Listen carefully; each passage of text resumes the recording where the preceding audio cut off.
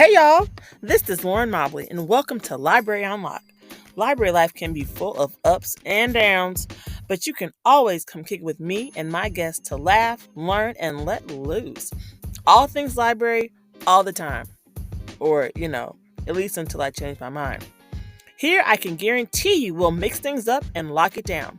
Here's my hangout with Karina Quilantan-Garza.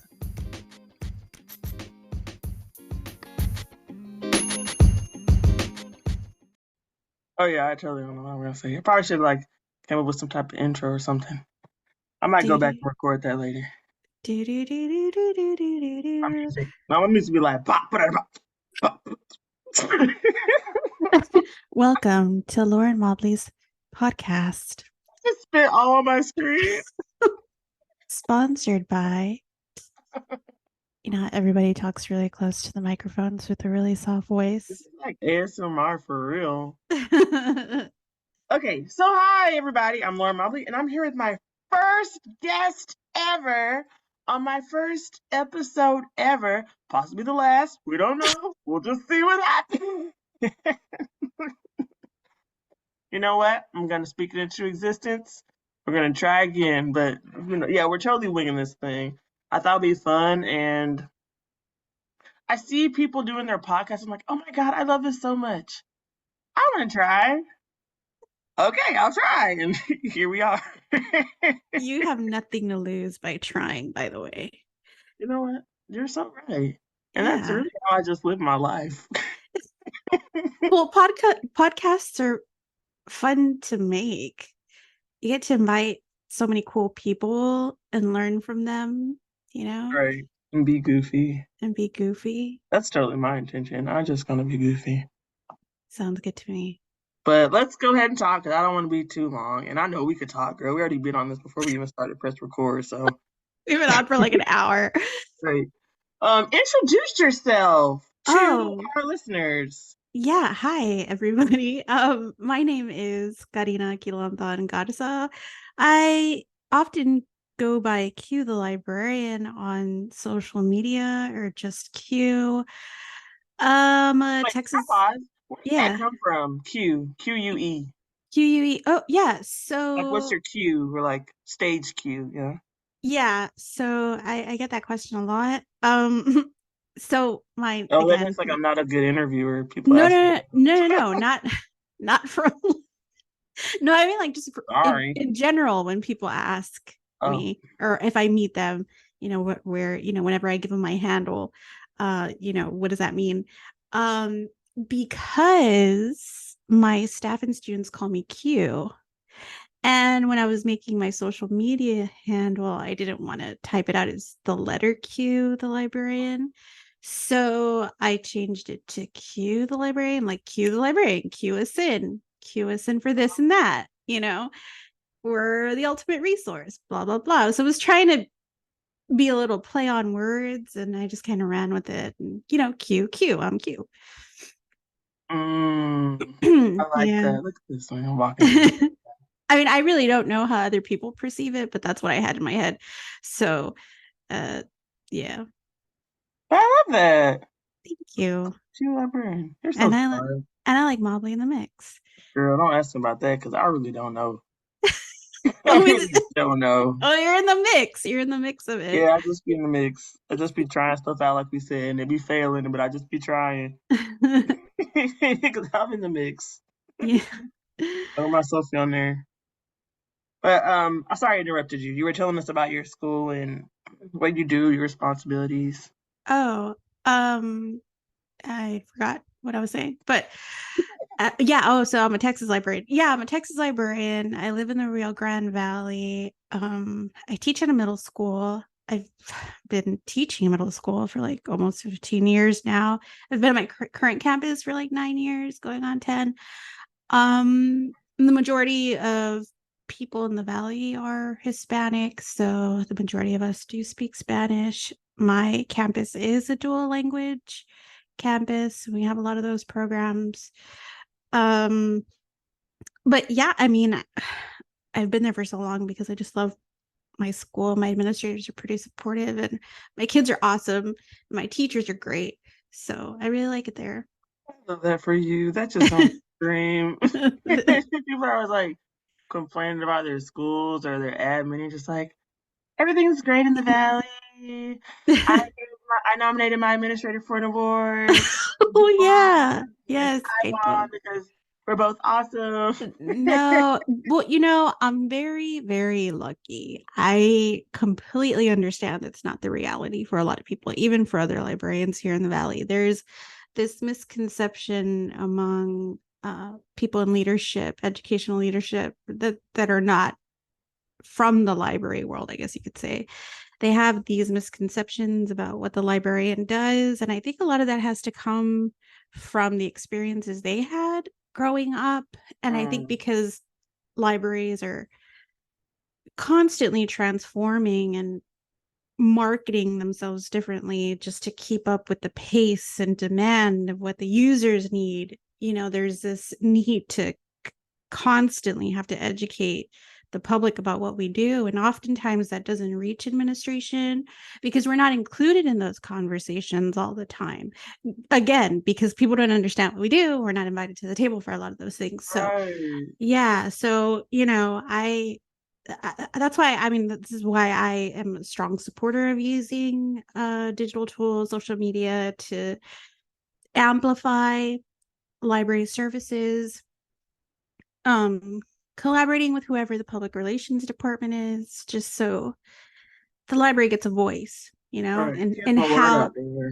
exactly you gotta do what you gotta do to help shape the narrative of what your library is doing. Otherwise somebody's going to do it for you, and that may not always be the most accurate depiction of what you do. So um yeah, I just try my best to educate my administrators on what it is that I'm trying to do and the reasons behind it. And they're pretty receptive. So that's great. But again, I know not everybody's in the same situation. So that's why I look to a lot of other librarians to get ideas and stuff, which I highly recommend. So, Right. So you just got back from Tall Texans too. yes, I Because did. Texas librarians be doing it. I'm in Georgia, and I feel like Georgia be doing it, but Texas be doing it. They say everything bigger in Texas, and the librarians are really about that. Like, Yeah. Thank you on shout out to behalf Texas. of all Texas librarians. That is the greatest compliment. Thank you. No, oh gosh, Texas librarians, the whole TLA network is amazing. We have so many dynamic and amazing and just wonderful librarians, but overall human beings. And a lot of them I did meet at the Tall Texans Institute. So for those of y'all that are not from Texas, Tall Texans is a leadership institute, stands for Texas Accelerated Library Leaders Institute, provided by the Texas Library Association every year. Librarians apply, they accept a certain number in their cohort, and then you go for about a 4 or 5 day seminar retreat kind of thing, learning about leadership qualities, leadership skills, different leadership styles, reflecting on your own practice, the things that you currently do, even your biases that affect the work that you do, and kind of looking at the role of leadership from different perspectives to help refine your own practice. So, the great thing about Tall Texans is that it's not just school librarians, because TLA has many divisions, right, and units. So, there's public librarians, academic librarians, special librarians, just librarians from different places, all different types, right? Out even outside of school librarianship. So it was really nice to learn from other librarians that I normally wouldn't get a chance to communicate with, collaborate with. And, it was great because when we were put in groups to do like exercises, we would come up with these different conflicts that we were experiencing. And, I would, from a school librarian perspective, try to answer it, but getting other people's input that are not in school libraries was really interesting because it's like, oh, you know what? I didn't think of that. I didn't think of it to approach it this way. I didn't think of it to say it that way. It was just interesting to see how the dynamics of different libraries work and how that can be applied to my space. So yeah, I highly recommend if you are from Texas and listening.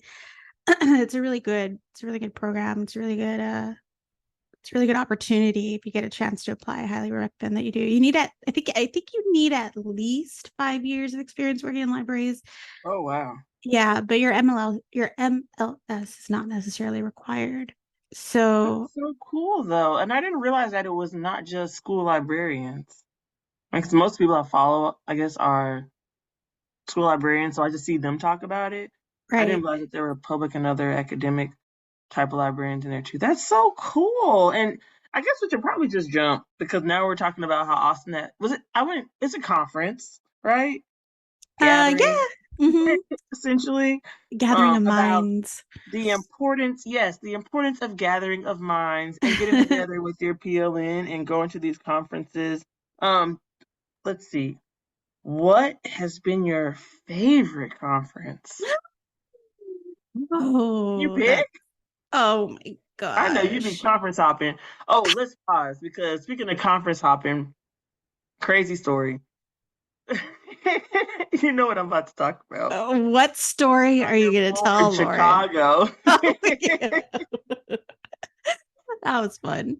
So yeah, that was so much fun. So for the American Library Association conference in Chicago just this summer in June, July, Yes. Yeah. Yeah, it was June. Yes. this summer, like literally, I just saw everybody building it up on Twitter, like, oh, it's gonna be so much fun, so much fun. And I was like, dang, I want to go, but how? I can't go. Can I go? And I made it work. You did. I started begging, and my friends at Capstone sent me an exhibitor pass, got me up in that thing. Shout out to Capstone. And so then I was like, all right, cool. I got the admission. Where am I going to sleep? Karina?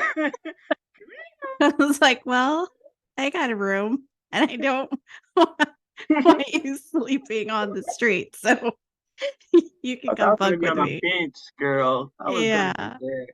And so Karina offered me a spot on her floor. I actually slept on a cot and it was quite comfortable. You know, that cot It was wasn't bigger giving than I. cot, it was giving rolling bed. Like it was great.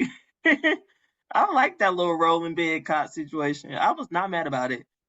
And so I flew there on a buddy pass. Um, that was mm, going was fine. I had no problems going. Like I didn't get on the first flight, but the second flight I got on. The way back, however, that was a struggle. That was really a struggle. You were I in like the airport for like 6 hours, right? I ended up just coming back to your hotel. Oh, that's right. I Yeah, I got up forgot at about like that. 4 or like 3 a.m. or something crazy so I could be there super early when to be on the very first flight. And then I slept in the airport and I did not get on that flight. And then I was looking because flights were getting canceled. And so I was like, oh my gosh, they're going to Yes. have to put all these people who did buy tickets on flights. They're not going to be trying to get my buddy pass behind no flight. Yeah. So I went back to your hotel and then I ended up buying a ticket late that night. Yeah. Yes. The the commitment that you had to attend this conference, would you say that it was worth it though? Oh my, what? Yes. Well, I'm just It asking. was so worth it. It was Okay. so worth it. And Yeah. honestly, I feel like I spent the only session I went to was yours and Amanda's. That was the only session I went to. Well, it was such a, you know, that conference went by quick though. I feel like there was just so much going on by the I spent time I knew it.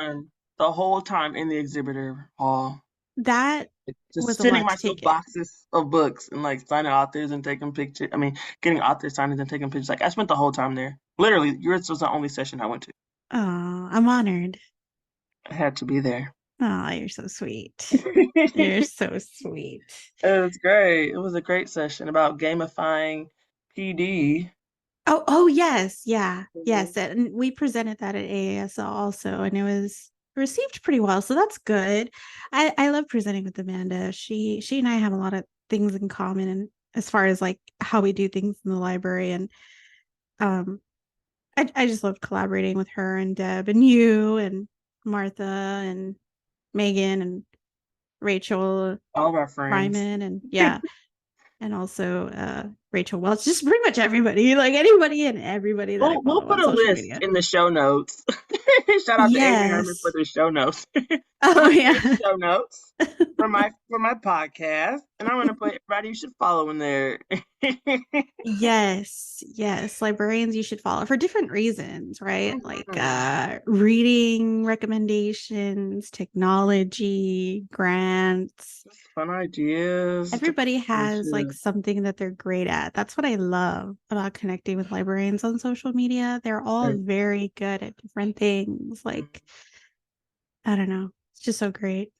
I feel Love like I'm meeting. mediocre at a lot of stuff. No, you are. Oh my God. You shut that down real quick because that is such a But when lie. you add it all together, you see a little bit of this, a little bit of that, a little bit of this, and you You're just not mix it up. you're I'm not in the giving mix. yourself enough I'll be in the credit. mix. You're not giving yourself enough credit. You're freaking amazing. You're amazing in like every sense of the word. So yeah, ALA was great. I got to meet Jason freaking Reynolds. Oh, I'm so jealous. And that picture was amazing. And I hope that's framed. I You hope heard that's that, framed. Amanda? Okay, for those of y'all that aren't listening, Amanda Hunt, the next gen librarian, is like in love with Jason Reynolds. Okay, this is he's as far as he's concerned, I don't think he knows, but This is he's public knowledge. It's not a secret. yeah, I guess it is buggy. Yeah, so he's her husband basically, and Lauren got a really nice little photo with him. She got Uh one too, though. She got one too, though.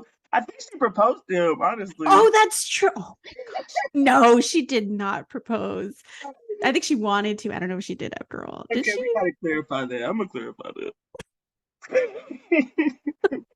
I need Amanda to come on here. Amanda, I need you up on my show if we do another episode to talk about this.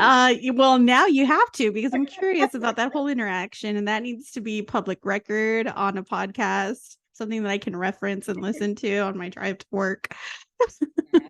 Yeah, anyway, it was great though. ASL was pretty fun too. I don't think we got to hang out that much as I wanted to though. I know, but you know what, Lauren? I've seen you a million times this year. That's not true. It's been 3 times. No, well, it seems like a million times. And every time I see you, you're just like a shining light, and I love conferencing with you. ASL was super fun, yes, but I'm so glad that you were there also because I don't know, you've become like my conference buddy. Yeah, we had so much fun. Our little matching jackets. I was so grateful to go there. I was sponsored this year. Not really sponsored, but I won a grant. Oh, that's A true. travel grant from Bound to Stay Bound. So if you want to go Yay. to ASL 2025 in St. Louis, Missouri, I think. Yeah. Hmm. Yeah, Bound to Stay Bound does like $3,750 grants for 30 first time attendees, which was Yes. great. And A little letter, begging for some yes. money. Because one thing about me, I'm a beg for some money. Well, and this year they also had the oh gosh, I forgot the exact name of it, but Stronger Together or Better Together. It So was a they paid for registration grant. registration. Yes, I applied for that one and got it. So that was really nice. That was um one less thing I had to worry about. But like you, I also got a grant, but from my university. So because the presentations that I did were connected to my dissertation research. So That's awesome. See, there's money out there to be found, y'all. You yes, gotta there look for is. it a little bit, ask around, and apply. Because there is money out there for real. I Um, agree. I'm all about And if you that. need help with your applications, I'm sure Lauren or I can help. I'm not helping nobody with no. I'm just kidding. Of course. No, seriously. Because the first time that she went off camera, I can't. The first time I applied for a grant, um, I got help from people. I was like just randomly asking people on Twitter, can you please help me with this? Aww. I don't know what I'm doing. Just proofread my essay or whatever. And honestly, what helped me a lot with my grant writing is being on the awards committee for Georgia Library Media Association. Oh. So I read so many applications being on the committee. And so that was like, I see what's good, I see what glows, what needs improvement, and then taking those elements and applying them to my own grant writing. So if you're not involved with your state organization, I feel like that's a good place to get involved if you want to improve your grant writing or just learn more about it. States give out a Oh, lot of yeah. awards too. Yeah, they do. I'm very thankful for TLA for providing a lot of those opportunities. I think this year they even have, I think this is the first year they do a registration grant also. So, especially if you're a librarian who can't afford to go to the annual conferences because they're pricey. You're talking about not just the conference fee, but also the membership fee, the hotel, mileage, or the flight to get there. It's a lot. It stacks up. And not everybody has the funding to cover the cost. I know I don't. So grants like that are so important. And I really think every library association should offer something like that. Just shoot your shot, y'all. Shoot your shot. Get involved with your state. And that's where we met the first time was at my state conference, GLMA's conference. Yes, the Summer Institute. Summer Institute. Yes, I was asked to be y'all's keynote Amazing. It was so presenter. good. You're Mm, so good. I thought you no, were I was SOJ finalist. You saw my pivot? stop.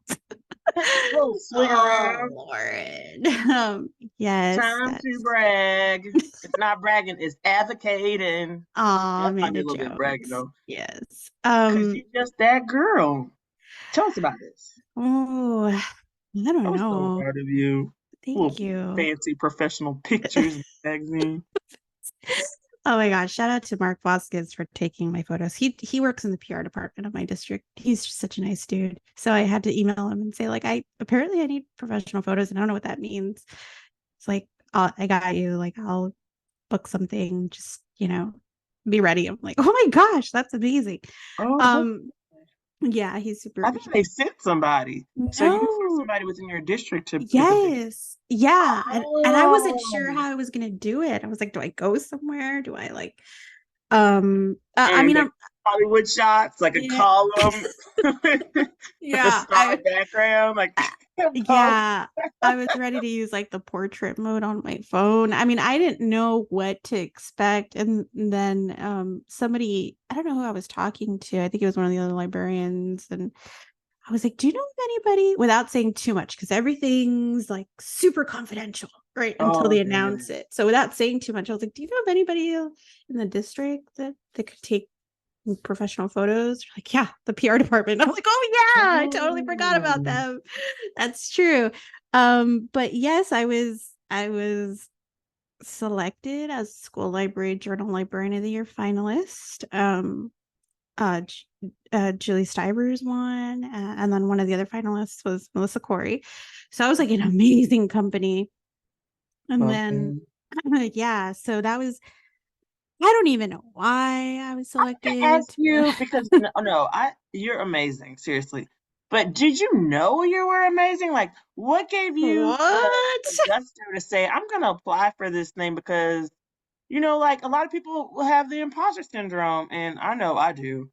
Just like Um, feeling like scared, like not that confident. But you say, you know what, I am that chick, and I'm about to apply. Like, what, uh, what, what pushed you so to do that? I didn't apply, Amanda and Linda nominated me. Oh, Yeah, so they sent it. I mean, I thought when they were asking me for all this info, especially Amanda, she was being very secretive. Like, how big is your campus? And just asking me very specific questions. I'm like, what are you doing? yeah. What are you asking for? And then eventually she told me, I'm like, oh, yeah, that's not gonna happen. That's like not Oh my gonna happen. gosh. No, like that's not gonna happen. And I didn't think much of it until I got the email, and I remember I was eating pizza. I was eating pizza at some restaurant on like a Friday, and I just screamed. I was like, "What? What? What?" I started crying in the middle of like, Wow. yeah, I was like, this is impossible. Are you sure you have the right person? I don't know what's going on. But I I come from a place that statistically is not represented um well in our profession, especially when it comes to awards like those, you Mm, know. Um and I e- especially here in the valley, nobody ever knows where the Rio Grande Valley is. And to be selected for something like that is I'm humbled. But after I got over the shock, I thought, you know what? This is a large stepping stone for other librarians in my region who maybe think that who maybe think that that's not possible for them. Because I go to trainings here, regionally, and I'm like, man, these librarians are awesome. Their work should be amplified, and I just hope that maybe it'll give anyone, doesn't matter who it is, the confidence to try to put an application for themselves or ask somebody to nominate them, however that you know works out. But I don't know, I'm just like really excited that I got to represent librarians working in border towns. That's yeah. amazing. Yeah. You're amazing. You kind of make um me want to cry because that was really sweet. oh no, stop. No, like seriously, just such an inspiration to others. And I think that's really what it's all about. Just trying to share your light and encourage others to share their own and to find what makes them happy. And, there's so many amazing librarians for real. And I wish that we had more who would step forward and share what they're doing because same, like in my district, I feel like there's so many amazing things happening and I want to know what everyone's doing and I want the world to know what everyone's doing. So Mm. thank you, Karina. Thank Thank you. And thank you, other librarians that I learn from every day. Well, everyone's awesome.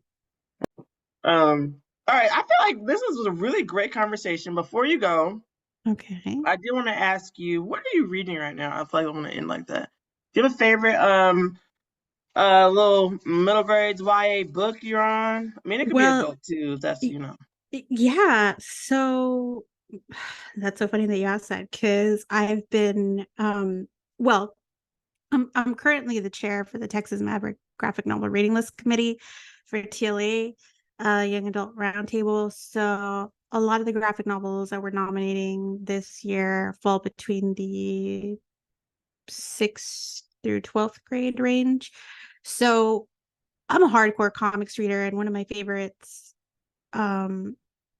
publishers, I guess, like comic publishers, is Image Comics. I'm really into Ice Cream Man and other ones, but I'm trying to catch up with a lot of comics for adults.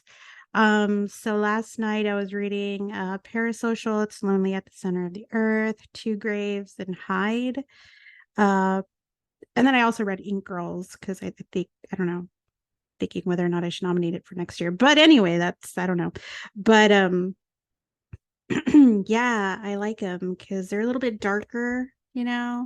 are they pretty short, the adult comics? Um, Like a comic book, I think, is like, well, if not you're like a graphic novel. yeah, so like single issues are obviously very short, but if you're talking about like volumes of Mm, there's usually about 5 or 6 issues in an actual trade paperback. But yeah, but I don't know, because like a lot of these I got as ARCs on NetGalley. So unless I have it in my hand, I can't really tell because I'm reading it on my device.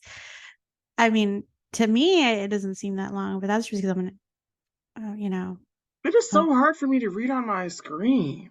yeah, I could see that. I just like, okay, like I'm talking about novels though. I can't read them in paperback or hardcover anymore. No, I can't because I like zooming in on the text because Oh, I'm not, wow. yeah, my eyesight's horrible. So I have to be able to zoom in on my Kindle or my tablet or my phone and, change the background color to like black and zoom in. And I finish a book like in a couple of hours that way versus if I'm holding it in my hand, I'll just put it down and never get back to it just because I'm so frustrated by the size of the fonts. Wow, look at that Yeah. accessibility of Yeah. digital reading. And I mention that to my kids a lot, like my students, I'm like, download these apps, use your device as an e-reader, and you could finish tons of books in such a short amount of time. If, if the font's too small, you could enlarge the text. Those are some of my favorite lessons to do in the libraries, covering, where they can get ebooks and the different accessibility options, like you mentioned. I'm adding that to my repertoire because I've got a lot of ebooks, and those kids are not reading Yes. them. Yeah, And I need to know how to push them to them. So that makes sense. Like Lightbulb have a lesson on how to do the ebooks. Cha-ching. But it probably because I don't do them. That's why I don't feel, thoughtful enough to share them. But I need to be because I spent the money on them. So somebody need to read them. Yeah. So that's funny that you mentioned that because I'm not an audiobook person. I know, blasphemy if you're Amanda Hunt. I love audiobooks. I Oh my know. gosh. I'm obsessed. Yeah, it's not my thing. But whenever I'm covering digital resources in the library, I'll try to do little stations like, okay, here at this station, we're going to discover some ebooks. This station will do some audiobooks, and this station will do read to me books. So based on their Wait, experience what's in the that? What's the read to station. me book? What's the read to me book? So the read to me book is an ebook, but they'll press play and the audio will play and highlight the text. Um, how do I Is it on put a this? computer or is it like a Yeah. So because my students are one-to-one with some Chromebooks, they'll access the ebook, and then there's a little play button, and then when they press play, while the book is being read to them, it highlights the words at whatever speed it is that they choose. So they're listening to how the words are pronounced, they're listening to the book as they're also following along with the text. So it's like a follow Wait, along so text. you Yeah. get this from where? Where do you get your books from? Okay, so that's a really good question. I don't have a lot of funding. So luckily in my region, we have what's called a so state of Texas is separated into different what we call regions, right? Ours is region 1. And luckily the coordinator for region 1 library services purchases ebooks and read to me books for schools throughout the valley. And we access all of these ebooks and read to me books and audiobooks through Mackinvia. So they're all loaded onto there. And I could buy them too on my own, but for the most part, they provide a lot of them for us. And then I also use Epic Books a lot. So Mm-hmm. since my students are predominantly Spanish speaking, they struggle with the English language. So I have to be able to offer texts at sometimes lower levels, so they can learn the language. And I've learned that that's been a very good resource for us because it has the audiobooks and it has the ebooks, but it also has the read to me books as well. So, and they're really cute titles Mm. too. Yeah, and they Put have all this on there. in the show notes. Yeah. And educators get an account for free. But if you use a free account, they're only allowed access until 3 p.m. or something. So the subscription, I think you can access it at any time. But I don't have funding for that. So we try to take advantage of what we can by 3 p.m. And then I encourage the use of Mac and Via. And then we also have any titles that I've purchased for the libraries on our Destiny Discover page, because we're a Fallout district. So there's that too. Very interesting. You hear all these companies we just shouted out? We need some coupons. We need some coupons. Yes, please. Some coupons for the listeners, please. All 5 of the listeners gonna need a coupon. You tag them. Tag them in this episode. Right, I will. Oh, you know I will. All about the tag, girl. You're hilarious. But listen, you're such a pleasure. You're one of my library besties. I love you. Talk every day, and you just bring me so much joy. And I just want to thank you for being my first pancake. So I was telling Lauren, you know how when you're making pancakes, the first one doesn't always come out the way you want it to. So I said, it's okay if I'm the first pancake, dude. Like, if you burn it, it's just me. This is a pilot episode. It's my husband walking in the background. It's like footsteps and stuff. I gotta get my life together. Episode 2, we're gonna at least have the blur on in the back or something. I need a mic. I don't got no mic. Oh my gosh. Headphones. Just out here living. You were hilarious. I know what I'm getting you for Christmas then. Oh my god. I'm honored though. Thank you for inviting me to be on your pilot episode. I'm excited for you. We'll see what happens. Hey, throw it to the wall. See what sticks. Yeah. All right, girl. You have a great night. I'm so grateful to have you again. And thanks for tuning in, guys.